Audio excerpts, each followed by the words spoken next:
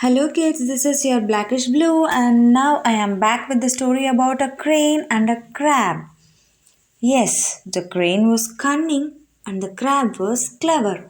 Let us see who is going to win the battle. I think I will die of hunger rather than of old age.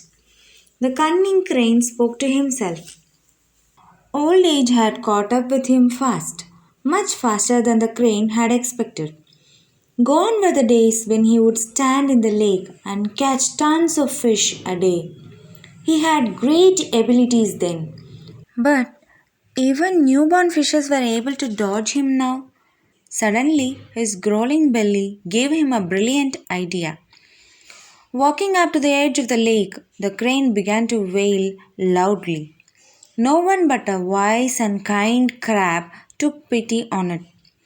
Crawling up to the elderly crane, the crab spoke gently. Dear uncle, why are you wailing like this? Please tell me what is troubling you so much. On hearing the crab's gentle words, the teary eyed crane spoke between sobs. My dear child, I have decided to renounce the world and fast unto death. The crab smiled, sensing some melodrama from the crane. Why would you cry if you have decided to do a noble thing like renouncing the world? I do not cry for myself, oh crabby. I cry due to the pain that all of you are going to undergo soon. The words of the crane piqued the crab's curiosity, and he inched closer, so did other creatures of the lake, to hear what the crane had to reveal. Having made the desired impact on these creatures, the crane continued to speak. This lake has been my home since forever. But I cannot bear to even think that this lake will be no more soon. The crab was shocked. How could it be? How could a lake be no more? This news is absolutely true, as I have heard it from the mouth of a wise astrologer. He predicted that there would be a 12-year drought and this lake would dry up totally. Every living creature within this lake will die.